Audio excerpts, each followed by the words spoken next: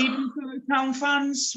We are back, and as you will see, there is a larger group than normal of us this time round, as we do the latest of the STFC plan reviews. Let's say hello to everyone. We've got a debutant with us. Evening, Craig. How are you? Yeah, evening all. Thanks for having me on, Steve.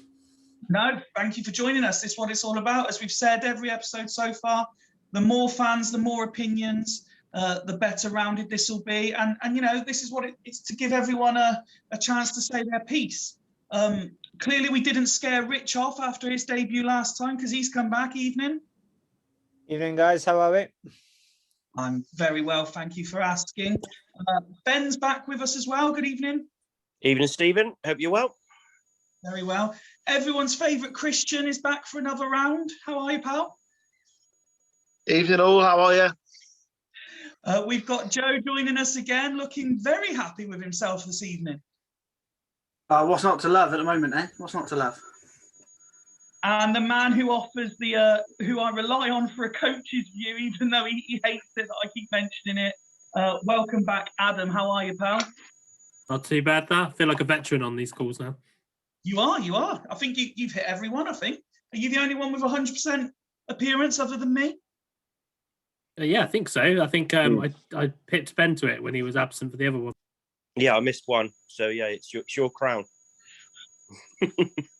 Guys, since we last spoke, and it was fairly negative as to what we expected, we've had some positive results. So let's run through them. We beat Crewe 2-1, drew 2-2 with Lincoln, beat Northampton 2-1, and then last time out sadly lost 1-0 to Sunderland.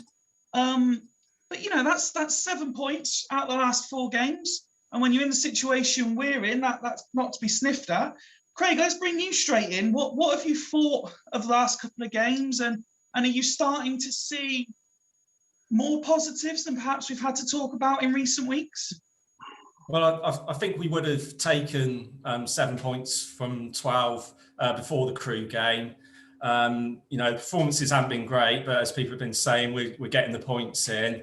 It's definitely an improvement in form from Sheridan. I think, you know, against Sunderland, you know, we looked at it the wrong way. We started off well, we were defensively solid, but we held on to that sort of them sort of tactics for too long. We should have. They were there for the taking, basically. I think, especially in the second half. I understand why we started off defensively because we've been conceding goals so early on in so many games. But we left it too long. We left it, you know, last 20 minutes against Sunderland, and the goal was always coming, and then we were chasing the game after that. But again, like I said, you know, 7 points from 12 games, it is an improvement. We're out of the relegation zone, but there's still a long way to go. We want to get to that magic 50 points, I think, to be sure. And, you know, we've got some real tough games coming up. And obviously, as we've discussed in the group, we need to at least beat the teams around us and try to get points from elsewhere. Ben, something that I've seen replicated between our group chat when we're setting up to do one of these, as well as the wider fan base on Twitter, mainly over Facebook. There's a certain level of frustration that we don't go at teams. We're so stringent on the defensive side that clearly there is potential there if we were to attack, but we just don't attack enough. Is that a fair assessment? No, I think that's very fair. I think we're especially guilty of that at home. And since Wellens left, I don't think there's been a single home game where we've had a long period of sustained pressure or ball control. I think each home game, every home game, has been fairly sketchy and scratchy and you know, frantic. You know, not all of them have been poor games, but low on the quality. I think away from home, we've looked a little bit more composed, and I think composed is the right word for it. Most of the time, we've not been great, but we've looked better. I think at home, we were lucky to beat Northampton. Goalkeeper channeled us in a crowbar so we could win.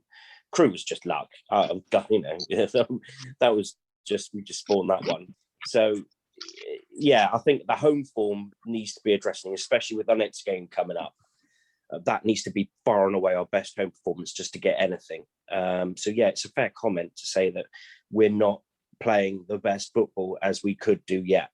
But I don't think we will do under Sheridan. I don't think that's his thing. Results over performance, he keeps saying.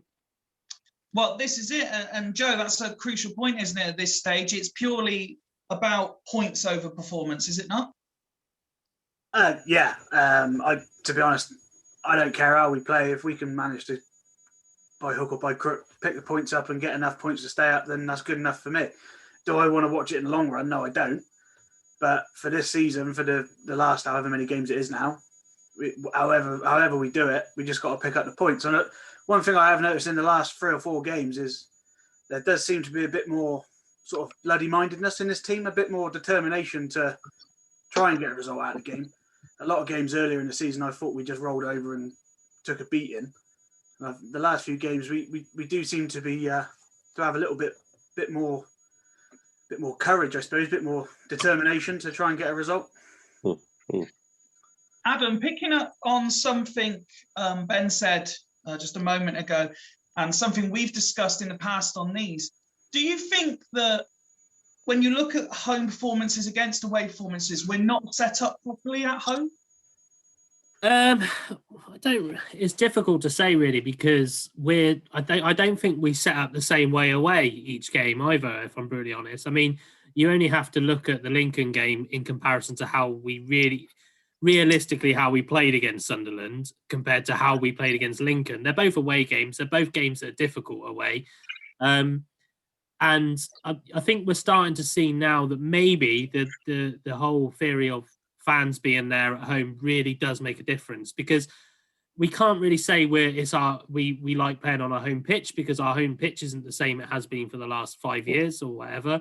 But equally, the fans do give that extra 10% in some cases. So I think it might make a difference. I think reflecting on the Sunderland, although Rich and I and some of our friends had actually planned to go to that game before lockdown.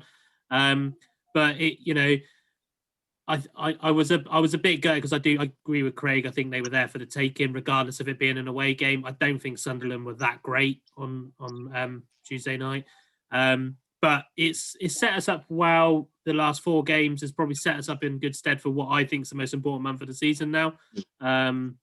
We've got 6 games, which we already alluded to the last couple of podcasts. We already alluded to, including United, Oxford United, Gillingham, Bristol Rovers, Rochdale.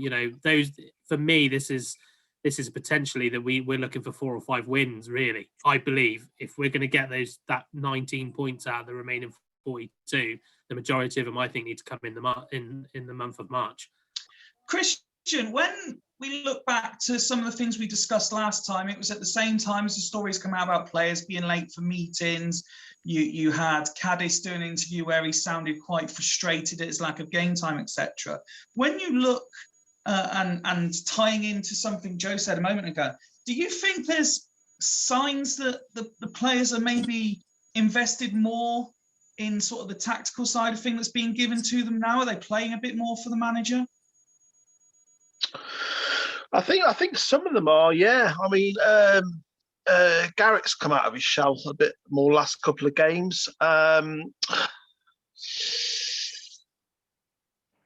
there seems to be a bit of a sort of clear the air. Thompson's changing between, he's playing the attacking role away from home more often than not, and he's playing the defensive role at home. So it's like they've almost reached a compromise there. The performances have still been poor, but like what everybody else has said, if they're picking up points, it doesn't matter. I'd be happy with 4 in the next 2, but I'd take out the next 2, and I'd take 3, to be honest with you. But up front, the problem up front, I don't think it's necessarily the formation, but Garrick and Pittman don't really click together, I don't think. I think they need to try something else up there. I like Hallam Hope. No, I agree. I like Hope when I see him. I liked him pretty much since he came in. I know he's not a prolific goal scorer as such, but he does seem to offer that bit of something. I do have a slightly controversial question to ask all of you, but before I do, Rich, I'll come to you. When you look at the last 4 games, is there any trends in the performances that either you're looking at as a real positive to say, right, I can actually see that is the plan now, and vice versa? Is there anything that you're thinking, this still worries me that we've not addressed it? I think as a team, we still struggle within like the consistency and all that. But I think if you look at individual players, I think on Sunday for Sunderland on Tuesday, you look at somebody like Johnny Grounds and Tom Broadbent. Those two put into a real shift on Tuesday night, and I think if they can keep those consistent performances, I like the way that we've set up at the back. I like the way Grounds, Broadbent, Conroy, and whoever plays right back, whether or not that's Caddis or Rob Hunt. The attacking from Thompson, I'm not overly keen on. I don't think he suits left midfield. I think we need to change that. I think when Hallam Hope has come on the last couple of games, I think he's shown some real energy into the team. He wants to get forward. He's trying to get balls into the box and help out. And Jordan Garrick, he's good, but he's not the kind of player that would have replaced Joe Asimi, if you know what I mean. He's got pace, he's got some ability, but I just don't think he's got the creativeness that DJ had. I think it's always going to be difficult when you've got a player like that to be able to replace him, especially when he leaves so unexpectedly. Had it have been in the summer window maybe and early doors, you would have had time to identify and replace properly perhaps. But he is still young himself, and let's hope he does a job between now and the end of the season and helps us achieve our goals. I'll stick with you to go first for this question then, Rich. It's something we all briefly discussed before we started recording. If results carry on as they are, can you see fan mentality towards Sheridan changing? Can it be more positive? Look, I think he said it himself. If he keeps us up, then it's a massive achievement. I don't think it is. I think the players that we've got, they're more than capable of doing a job. And the fact that he said that basically tells me that his management style, he can't be with us next season. Nobody wants that. Nobody wants to see that. And I think from a perspective of coming to the end of the season, if you keep us up, great, thanks. But unfortunately, you're not going to change the fans' perspective. It's boring football. It's not football that we want to be when we do go back to the county ground. It's not the football we want to see. So I think from our fans' perspective, I think it's not going to change our mentality. But if he keeps us up, great. Same question for you, Craig. Yeah, I mean, no, I don't think anything will change my opinion of Sheridan. He's, I'm no tactics expert, but he seems to be tactically inept. He just seems to have an idea, throws the dart at the board, and sometimes it works, sometimes it doesn't. If he keeps us up, then great. But teams, he's had a track record where teams seem to regress under him. And we were quite good. We weren't a bad attacking team. I think you mentioned it on the last episode that if we went a goal or two down, we'd have a chance of coming back in. I was talking to a Plymouth friend, a friend of mine who supports Plymouth, and he said he did exactly the same thing to them as what he did with us. They were quite good going forward, and then he just brought in this defensive mentality, hoofball, and he said they were just absolutely terrible. They were dreadful to watch. They didn't improve. And he's not someone. If he keeps us up, I wouldn't want him still managing us into next season. It'll be thanks, but no thanks. Let's throw that point and that question over to our resident tactics expert, Adam. Can you see mentalities changing if results continue to improve? Definitely not. if I'm honest, is probably the easiest way to put it. But it brings you back to the fan point. If you think of us playing at home that badly and we're 1-0 down with 80 minutes to go, can you imagine the negativity coming from the stands? Because football fans are fickle. We're all fickle at the end of the day. I'll be the same. I'll be the same as Craig. If he keeps us up, I don't think it's an excellent job because he's got the players in there. For me, you need good players and a good manager to be top half of the table. And we've only got arguably one of those, and it's not the manager side. So I don't see it. It definitely won't change my point of view. For me, it's not just the tactics; it's just the whole. It really does feel like it doesn't want to be here, and I think, we can. There's being treated as a stepping stone, and there's just being treated as like somebody who really needs a job for 6 months, and that's we're the latter to Sheridan, and I think fans have worked that out. If he keeps us up, same as Craig, thanks, but yeah, we're not going to renew your contract. That would be my decision.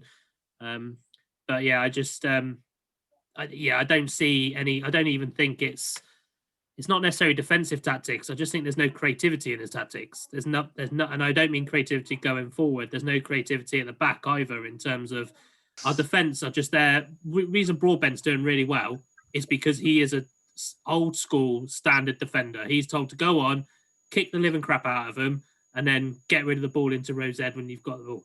And the reason Conroy's not doing very well or hasn't done as well as what we would expect is because he is a ball playing defender. He's a modern defender. So, and it's got to be a coincidence. Conroy does well under Wellens, doesn't do well under Sheridan. And that's my view on it. And I think he's going to ruin. It would do for keeping us up. I think he'll ruin us going forward if we have him longer.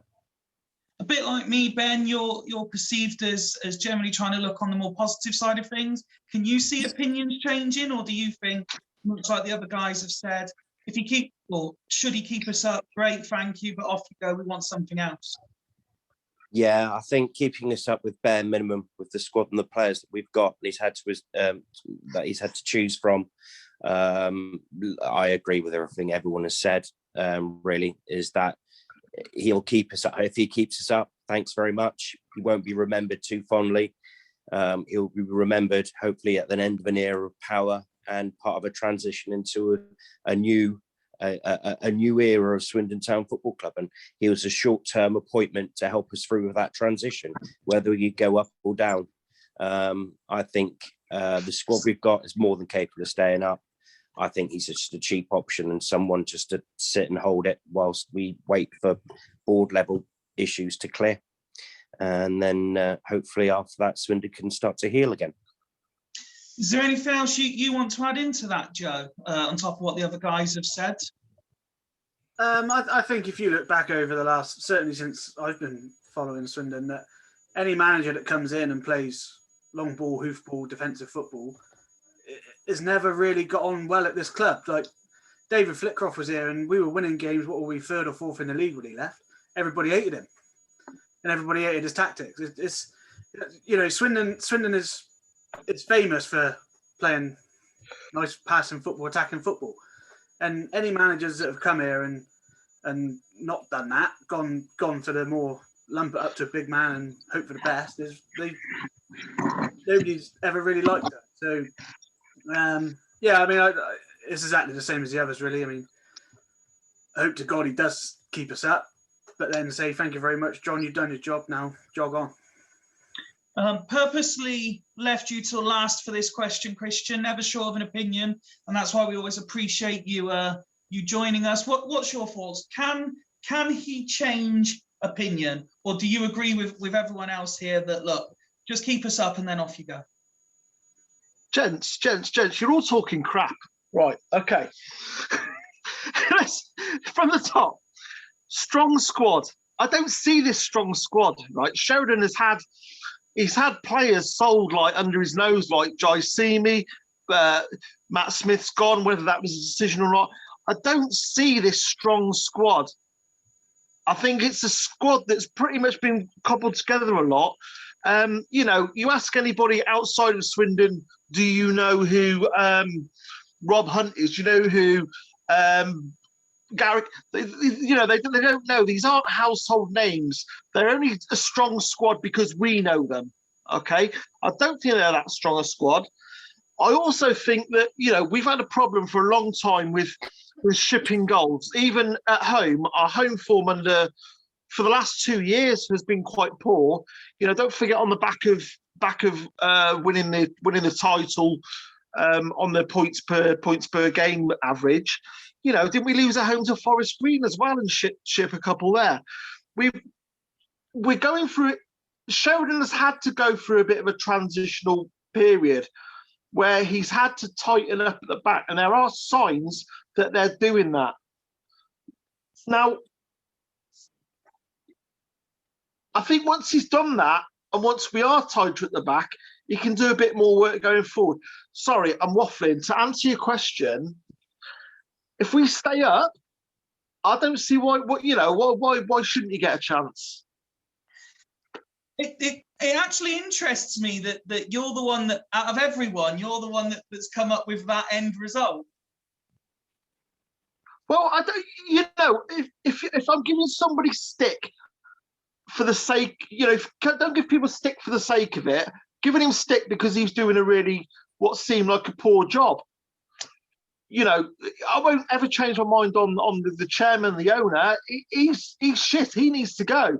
But if Sheridan is turning things around and we do see an improvement, and we beat Oxford again, and we beat Gillingham, and we stay up, people should have a bit more of an open mind. I think there are small changes happening. Is he? Yeah, but you mentioned he's tightening the defence up, though. Is he? We've kept like 2 clean sheets in the whole time he's been here. Like, that's not tightening the defence up for me. I don't think they're inviting the pressure. Right, okay. I think they're not inviting the pressure. I think there's a lot more mental strength in the players now. They seem to be a lot more sort of dialed in and with it. They understand what their job is and what they're expected to do. And it's starting to, bear fruit a little bit. Yeah, I get that. We are still conceding goals, but we're not looking every time a team attacks us like, oh shit, they're just going to go straight through the middle of us. It is looking better. Do you think he's the man to bring players on? Do you think he's the man to get Twyne to the potential that he could possibly be? Do you think he could take Swindon up into the next level? Whoever's in charge, do you think we could push on with him next season and become mid-table, or even, you never know, even challenge or think about top 6 in year or year after? Do you think he's capable of doing that? Did you think that a team managed by John Sheridan could beat Paolo Di Canio's All-Stars in the JPT final the other year? I don't know. I just want to keep an open mind. I think he is.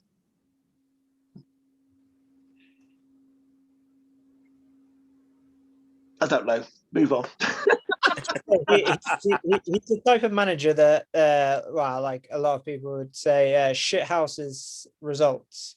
So, I mean, you talk about John Sheridan and beating Paolo Di Canio's All-Stars there. I think they got relegated that season. So that game was just a potluck. It was literally like compare it for Swindon and Crewe, literally.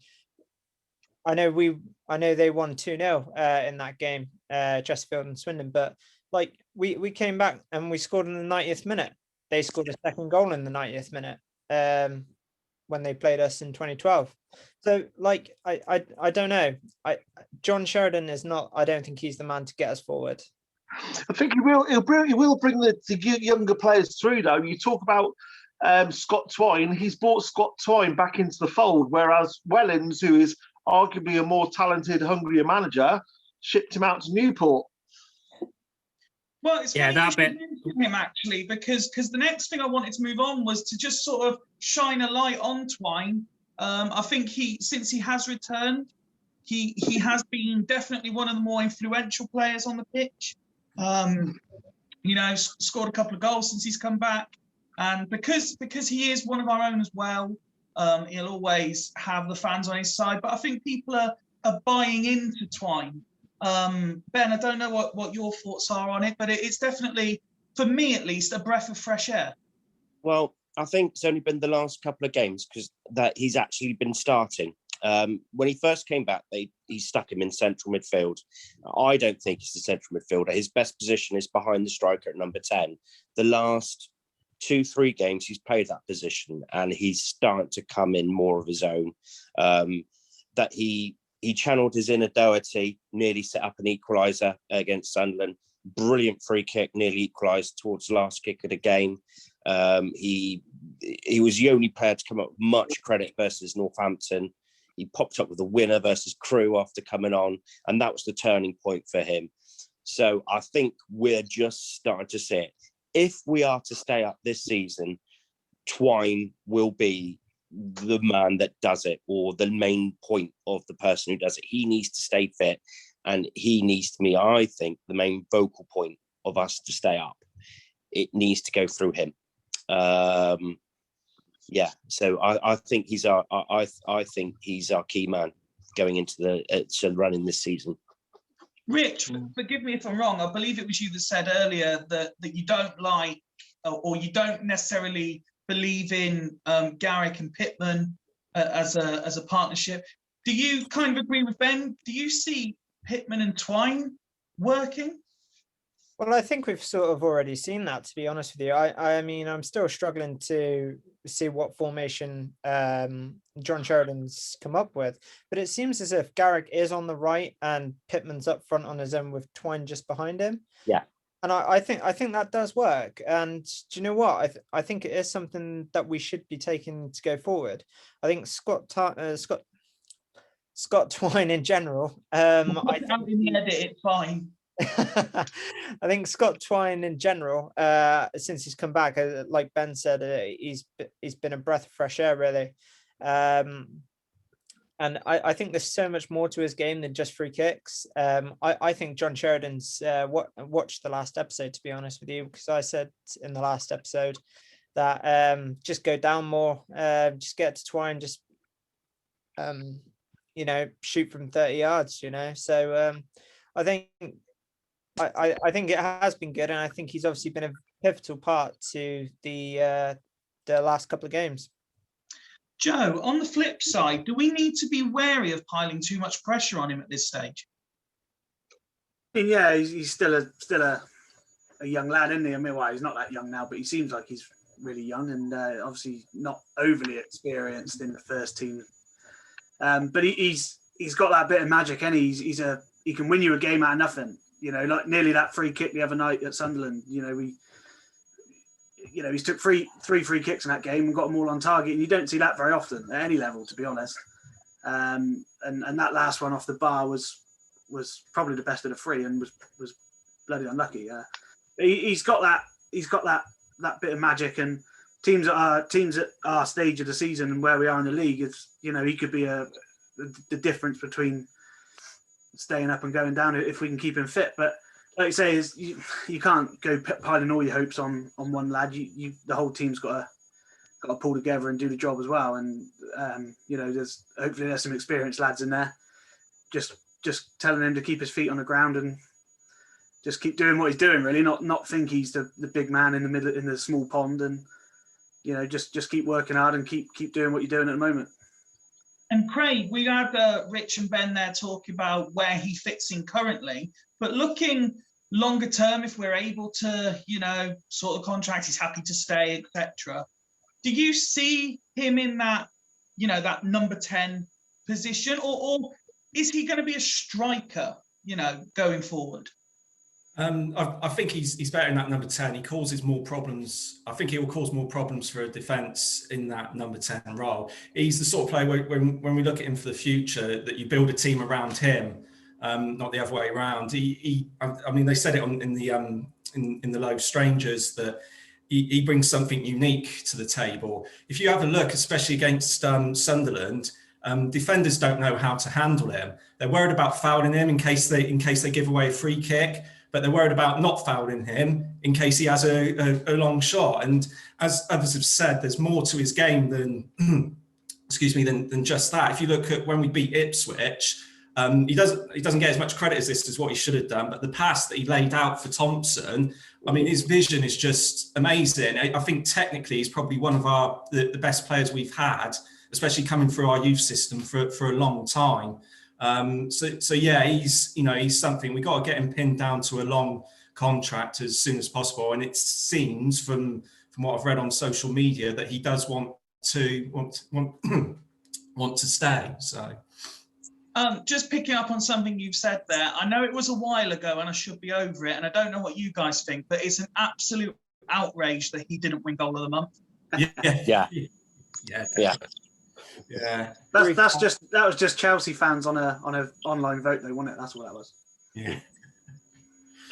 Adam, if we turn our attention to the other side of the pitch, since we last spoke, Woolacott been and gone, Matthews been thrown in, and now Truman is here, and that takes us up to about goalkeeper 158 for the season. Everyone, when you look at successful teams, everyone says it's built on a solid foundation and a goalkeeper is integral. When you look at how many goalkeepers we've had, it is a concern to an extent, isn't it? It's a concern, but there's not much we can do about it. To be totally honest, that's kind of my approach to it. To be fair to Archie, I thought he did all right when he went in, to be totally honest. Bearing in mind he was probably told the day before. Would it have been the day before that he's in the sticks? But equally, and it's kind of the same way. I like Twyne and Archie Archie Matthews for that reason. You can tell that they have learnt off the people that are in front of them. This, for me, the only problem with the swapping keepers is it's gonna stunt the likes of Archie Matthews' development, because he's not going to have a consistent keeper that's in front of him. But I think, unfortunately, we just got to put up with that until the end of the season now. A goalkeeper is still one of the 11 on the field. Yes, it helps to have a stable goalkeeper in place. There's not many teams that change their goalkeeper that often throughout the season. But equally, there's 10 other players. And I've always said with goalkeepers in mind, it's got to get past 10 other players before it gets to the goalkeeper. If the 10 other players aren't doing their job, you're kind of putting a lot of pressure on any goalkeeper, regardless if he's 16 or 35. No, I completely agree with the comments you made there. Christian, on the subject of goalkeepers, obviously I mentioned 3 there that we've had in a short space of time. What's been your view on all 3? I know obviously the 2 that have only had the 1 game, but going forward, can you see the talent in obviously Matthews that the coaches can see, and are you is losing Woolacott a loss? I don't think we don't know enough about the 3 to really. I think it would be unfair to cast judgment. I mean, from what I've seen, Woolacott looks good. He looks solid. He looks controlled.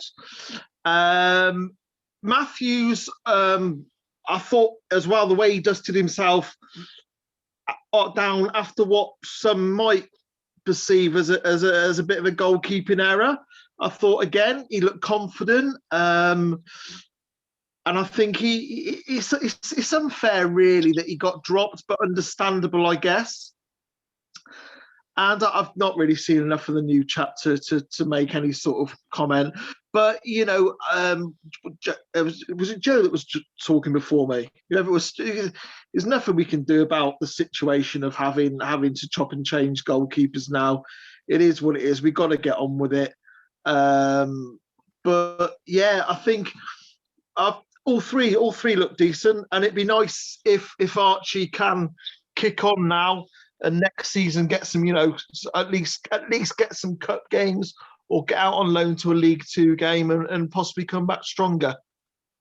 I think it's worth saying it's testament to the academy, the positive vibes we've got around the likes of Twyne and Matthews at the moment, and long may it continue that we can see that we get these sorts of players that we feel can make an impact on the first team.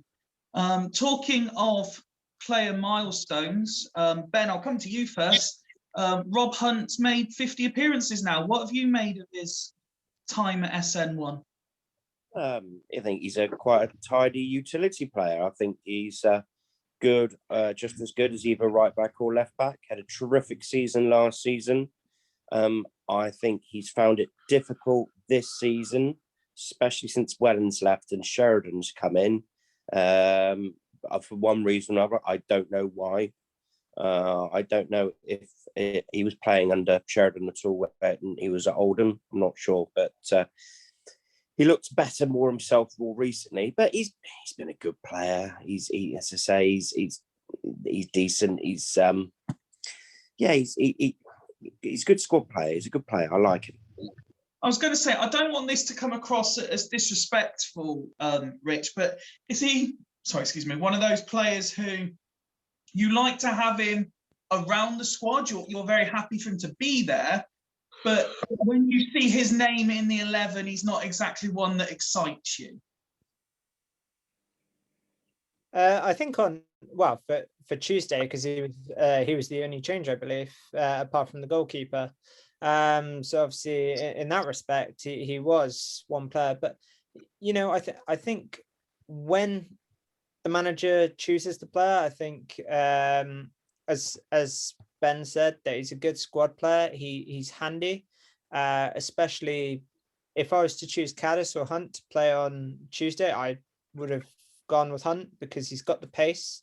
He's a little bit younger than Caddis, and he's got the legs. And I think especially going up against somebody like Aidan McGeady, who I know is absolutely ancient, but he's still running up and down the wing like he's a prime 23-year-old. So Hunt was definitely handy. And but is his time coming to an end though at Swindon? Possibly. I don't know whether has he got one more year left on his contract? I think so, possibly, yeah. Yeah. So I think he'll be good for next season, as I say, as a backup, because I feel as if that we do need numbers, and the more players we have contracted, the better, because I think we've already said, especially in the last episode, we rely way too many loan players. So the more we have contracted, the better. So yeah, I think he is good to have in the squad. Out of the rest of you guys, is there anyone who feels he is more than just an average squad player? Is he someone who should be an integral part of the first team? I thought last season, other than the usual suspects, as in Doyle, Yates, etc., I thought he was probably one of our best players, and consistent as well. 7 out of 10 every week. Rarely makes a mistake, doesn't get in trouble. You don't hear no negative things about him from anybody. I just think he's a good pro, gets on with his job. Yeah, he's had a few rupee games this year, but I really like him, and he's like the other two lads have just touched on. He's a good player to have around, and he's going to turn up and do a good job for you. But I just hope he can get his confidence back from last season, and we can see him on last season's form again. Because, like I say, for me, he was easily in our top 5 last year. I just want to briefly turn attention to things off the pitch, if I may. And Craig, I'll ask you first. The club announced this sort of partnership, sort of marketing arrangement with the Terrace. I don't know if you've seen some of the stuff they've been putting out, a lot of like the old kits on cups and phone covers and things. Have you seen any of it, and what have you thought? I mean, from what I've seen, it looks some quality stuff there that I know a lot of fans will buy into. Well, even better, I've bought one of their mugs. I have from the old Swindon, the green away kit.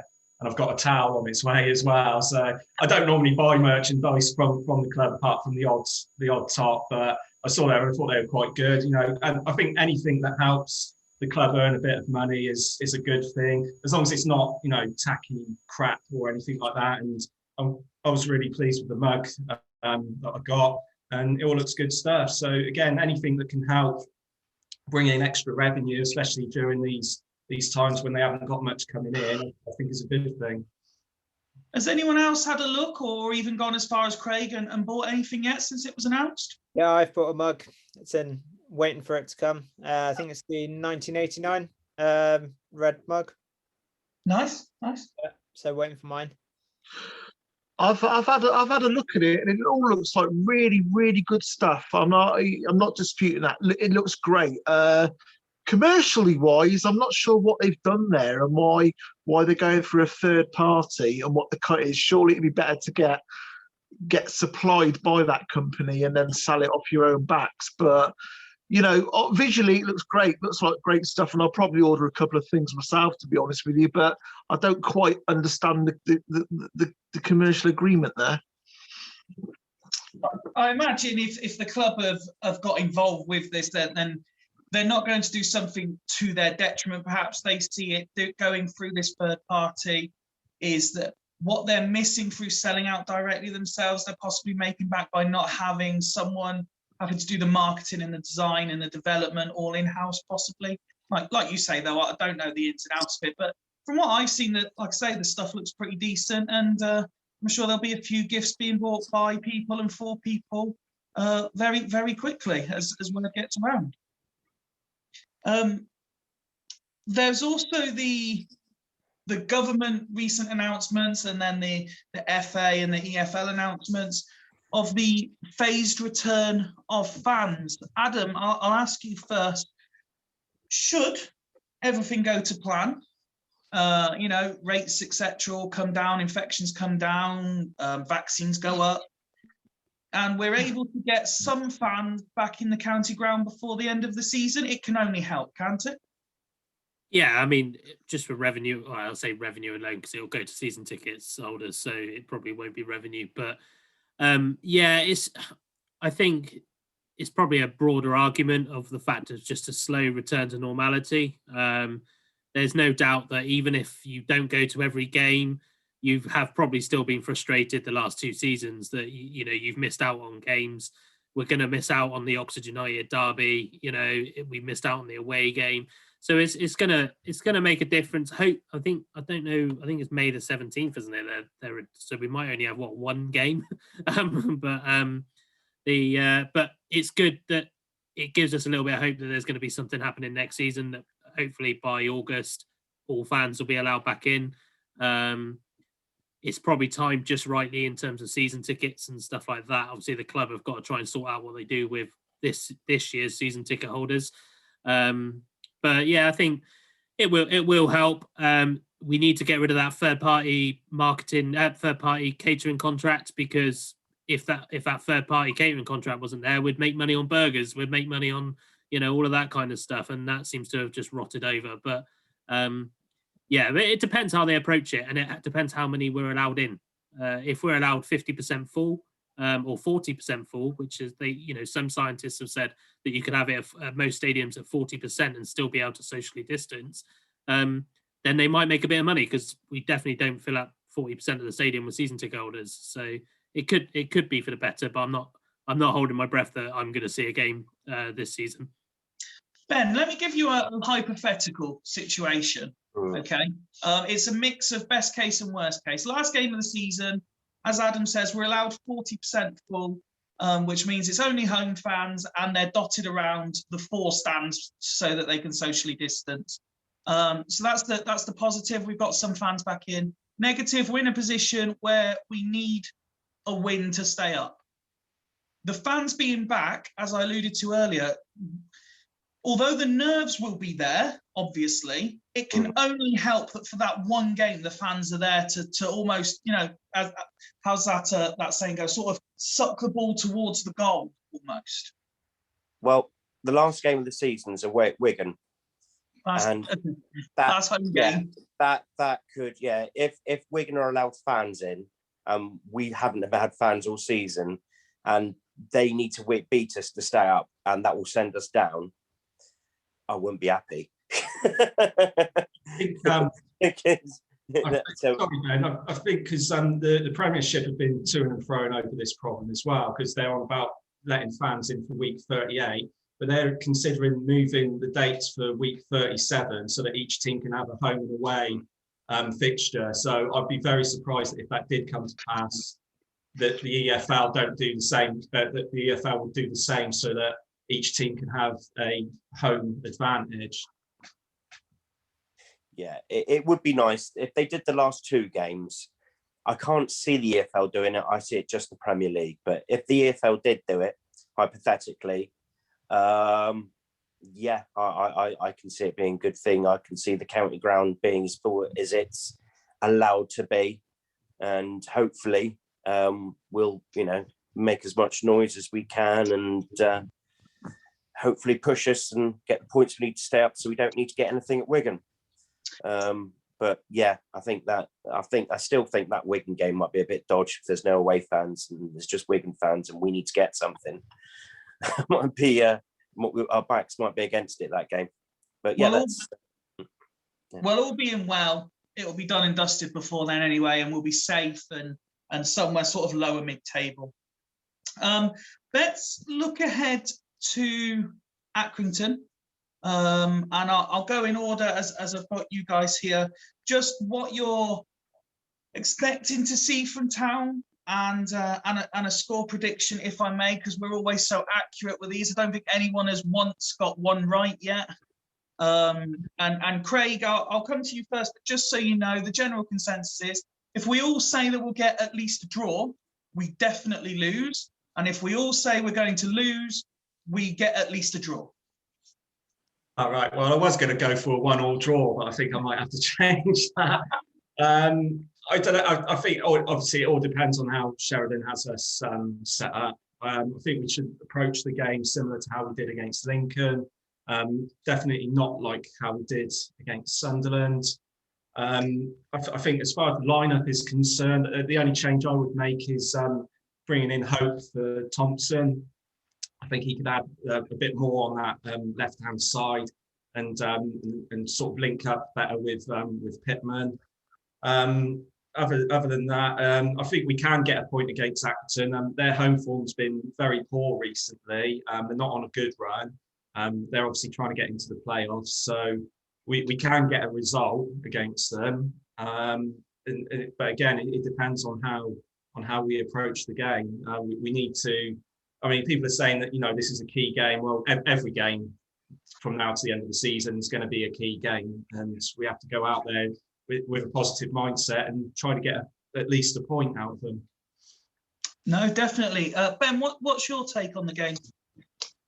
Well, I listened to the Low Strangers today, and they gave an interview to the bloke that does the Accrington fanzine, and he was saying they're in a terrible state at the minute because they had a lot of games in hand.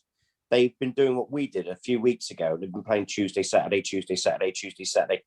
And the players they've got are fit and knackered, and half the squad's out. I mean, good players like Pritchard, they're going to be missing tomorrow. He says they're going to be missing tomorrow.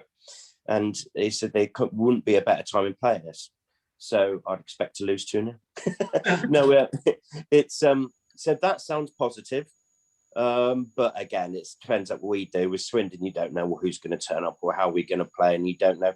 I think if we go in a positive manner and a positive mindset, I think we've got the opportunity to get something. I don't know if we will, if we don't. I hope so. Every time I predict us to do well, we lose. So I'm going to carry on that trend and go the other way this time and say we're going to lose 2-1. So fingers crossed for a win. Christian? I mean, the only time a club our size should be playing a team like Accrington Stanley is the pre-season friendly. Let's be honest. So I expect a 3-1 win. And if we don't win, they can effing walk back home. Joe, what are you thinking going into it? I'm a bit on the fence, really, I've got to say. When we played Accrington at home, I actually thought they were one of the best teams we played this season. But they, as Ben said then, they've obviously got a lot of players out at the moment and played a lot of games and the form's dipped off. So I'd like to think we can go out there and get a result of some sort. Yeah, I think as well, these physical teams now, I think we're a bit more prepared for that. Whereas these sort of physical teams used to outrun us and outmuscle us. I think we are set up a bit better for that now. So yeah, I think we can go out there and get at least a point. You feeling positive, Rich?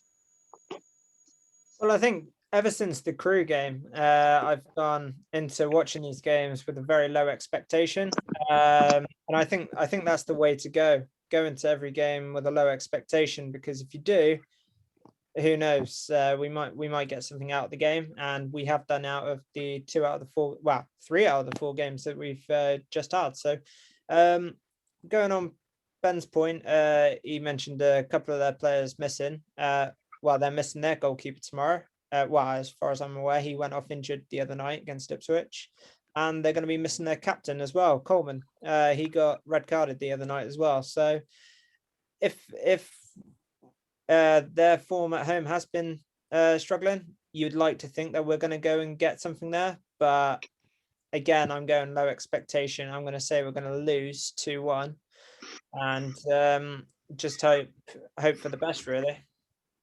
Right then, Adam, time to put that coaching hat on again and tell us tactically where we can be positive going into the game, and what you think the result will be, please.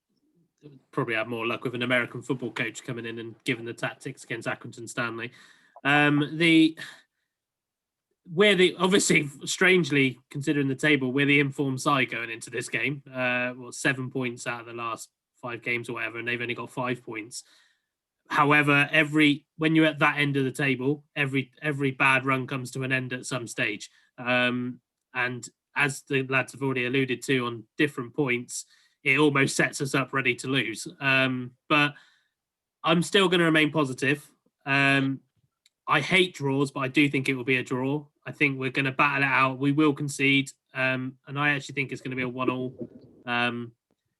But I think I don't think it's going to be an entertaining spectacle by both sides. I think it's just going to be 1-1, if I'm really honest. Well, I'm going to aim very positive, mate. Very positive.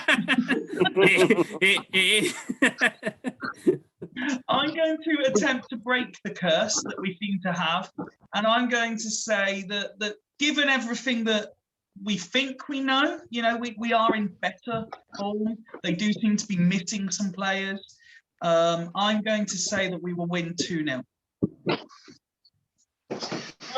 Before we sign off, last time we did this, we sort of gave a shout out to Trust STFC, and we spoke at length about certain things they were doing and how we could generate the same sort of thing. This time around, I just want to say congratulations to someone that some of you guys have already mentioned today. Low Strangers Pod announced since we last did one of these that they've reached 250,000 listens. So congratulations. Sadly, I don't get to listen to everything they do, but what I do listen to, it's always great quality content. I think as a fan base, we're very lucky to have it, and long may it continue. It is a major success for the fans and the club, and like I say, many congratulations to them. I don't know if any of you have got any particular sort of mentions you want to give to them while we're discussing the podcast. Yeah, I would. I've been listening to the Low Strangers since they started, Steve, and the job that Rich and the others have done, like you said, in producing that content, it's just really good stuff, and you get so much nostalgia from it, from Rich talking to our heroes from the past. I mean, the Jan Arga Fjordtoft pod, that was one of my favourites, but then there's just so many, and it is really good stuff. But not only them ones, like the famous players who are all our favourites, but some of the more obscure players, people who work behind the scenes. The 2 episodes with Sam Morshead were really interesting and gave a good insight into what's been going on sort of behind the scenes with the club and everything. But yeah, it is just really good content. Like I said, we're lucky to have that, and it's a good job what they've done and put forward. And like I said, long may it continue. Unless there's anything else anyone wants to sort of throw into the mix, I think that brings our latest episode to a conclusion. Craig, as the debutant, thank you very much for joining us. If anyone watching this wants to do as Craig has done this time, as Rich done last time, and as the other guys done, a fair few weeks ago now, find @5Theo7 on Twitter. Drop me a message if you want to get involved. Your views don't have to match ours. It's a discussion. We want as many different opinions as possible. Just drop me a message and I will happily get you on next time. But Craig, thank you very much. Hopefully we will see you again next time. Thanks, And to the rest of you guys who are now vastly becoming regular panelists, thank you very much for taking time out your evening again to talk Swindon Town with me. Cheers, Stephen. Always a pleasure. Yeah, thanks, Steve. Thanks. No worries at all.